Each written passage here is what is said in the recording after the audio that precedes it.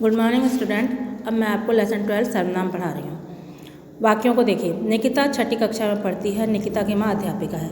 निकिता हमेशा कक्षा में प्रथम आती है। निकिता को निकिता की माँ ही पढ़ाती है। अब पहले वाक्य में क्या था? निकिता छठी कक्षा में पढ़ती है। निकिता की माँ अध्यापिका है। बार बार आया निकिता का नाम, जो सुनने और बोलने में कुछ अटपटा सा लगता है। अब इन वाक्यों को दोबारा पढ़ा हमने। निकिता छठी कक्षा में पढ़ती है। वह हमेशा कक्षा में प्रथम आती है। उसकी माँ अध्यापिका है, उसे वे ही पढ़ाती हैं। अब यहाँ पर बार बार निकिता का हटा के हमने एक जगह निकिता रखा और वहाँ पर उस बाद में सर्वनाम शब्द लिखती हैं, वह, उसकी और उसे। तो इससे हमारे जो शब्द हैं, हमारे वाक्य वो अच्छे लग रहे हैं और ऐसे शब्दों को हम सर्वनाम कहते हैं। जो सब संज्ञा के स्थान पर प्रयुक्त होते हैं उन्हें हम सर्वनाम कहते हैं। ये इसकी परिभाषा हो गई। सर्वनाम के भेद होते हैं 6। पुरुषवाचक सर्वनाम, निश्चयवाचक सर्वनाम, अनिश्चयवाचक सर्वनाम, प्रश्नवाचक सर्वनाम, संबंधवाचक सर्वनाम और निजवाचक सर्वनाम। पुरुषवाचक सर्वनाम की परिभाषा होती है बोलने वाले, सुनने वाले तथा जिसके विषय में बात होती है उनके लिए प्रयोग किए जाने वाले सर्वनाम पुरुषवाचक सर्वनाम कहलाते हैं। जैसे मैं खाना खा रहा हूँ, तुम कहाँ रहते हो, वह सेब नहीं खाता। यह बोलने और सुनने वाले के लिए प्रयोग किए जा रहे हैं, तो ये है हमारे पुरुषवाचक सर्वनाम। तो इसमें हमारे पुरुषवाचक सर्वनाम में शब्द कौन से? मैं, तुम, वह आदि सब सर्वनाम है जो बोलने वाले, सुनने वाले तथा किसी अन्य के लिए बता रहे हैं। पुरुषवाचक सर्वनाम के भी भेद होते हैं। पुरुषवाचक सर्वनाम के 3 भेद होते हैं: उत्तम पुरुष, मध्यम पुरुष और अन्य पुरुष। उत्तम पुरुष इस सर्वनाम का प्रयोग वक्ता अथवा लेखक अपने लिए करता है। जैसे मैं नैनीताल जाऊँगा, मैंने उसे धोखा नहीं दिया। मध्यम पुरुष इस सर्वनाम शब्द का प्रयोग सुनने वाले के लिए किया जाता है, यानी जो सुन रहा है उसके लिए किया जाता है। जैसे कुछ काम था, तुम्हें कुछ काम था, तुम कहीं जा रहे हो। और अन्य पुरुष इस सर्वनाम का प्रयोग वक्ता या श्रोता किसी अन्य व्यक्ति के लिए करता है। जैसे इनसे कहिए अपने घर जाएं, उसे कुछ मत कहो।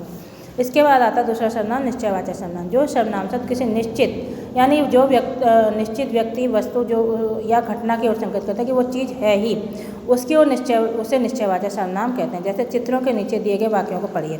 तुम्हारा कमरा यह नहीं वह है, यह बहुत भारी है। अब यहाँ पर यह और वह जो है सर्वनाम शब्द किसी निश्चित वस्तु का ज्ञान करा रहे हैं, अतः ये निश्चयवाचक सर्वनाम है। अनिश्चयवाचक सर्वनाम ये ठीक उसका उल्टा होता है। तो जिन सर्वनाम शब्दों से किसी निश्चित वस्तु या व्यक्ति या वस्तु का बोध नहीं होता उसे हम अनिश्चयवाचक सर्वनाम कहते हैं। निश्चयवाचक में बोध होता है और अनिश्चयवाचक में बोध नहीं होता है। तो जैसे चित्रों के नीचे देखिए क्या लिखा है, दूध में कुछ गिर गया। कुछ पता नहीं है कि क्या गिरा है, लगता है किसी ने पुकारा। किसी ने पुकारा, कौन पुकारा उसके बारे में नहीं पता है, तो ये अनिश्चित है, तो इसको हम कहेंगे कुछ। और जो किसी जो है अनिश्चित वस्तु शब्द है, तो इसको हम अनिश्चयवाचक सर्वनाम कहेंगे। इसके बाद आता है प्रश्नवाचक सर्वनाम। प्रश्नवाचक सर्वनाम आपको प्रश्न से समझ में आ रहा है कि जिन सर्वनाम शब्दों का प्रयोग प्रश्न पूछने के लिए किया जाता है वह प्रश्नवाचक सर्वनाम कहलाते हैं। जैसे डिब्बे में क्या है, दरवाजे पर कौन खड़ा है। इसमें क्या और कौन प्रश्न पूछने का शब्द है, तो ये हमारा प्रश्नवाचक सर्वनाम है। इसके बाद आता है संबंधवाचक सर्वनाम। जिन सर्वनाम शब्दों का संबंध दूसरे सर्वनाम शब्दों से प्रकट होता है उन्हें संबंधवाचक सर्वनाम कहते हैं। जैसे जो परिश्रम करेगा वही सफल होगा, जैसा करोगे वैसा भरोगे। तो इसमें जो है जो, वही, जैसा, वैसा सर्वनाम शब्द आपसी संबंध का बोध करा रहे हैं, इसलिए ये संबंधवाचक सर्वनाम शब्द है। लास्ट सर्वनाम आता है निजवाचक सर्वनाम।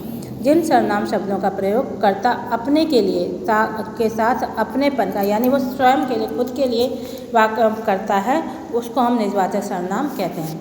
जैसे हमें अपना काम खुद करना चाहिए, तुम मुझे दो, मैं स्वयं कर लूँगा। स्वयं यानी अपने आप कर लूँगा। तो यहाँ पर खुद और स्वयं शब्द निजवाचक सर्वनाम है। पाठ समाप्त होता है। आशा करते हैं आपके समझ में आ गया होगा।